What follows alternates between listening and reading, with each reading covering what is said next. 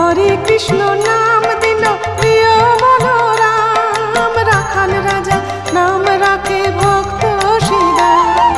হরে কৃষ্ণ নাম দিল প্রিয় বলরাম, রাখাল রাজা নাম রাখে ভক্ত শ্রীরাম।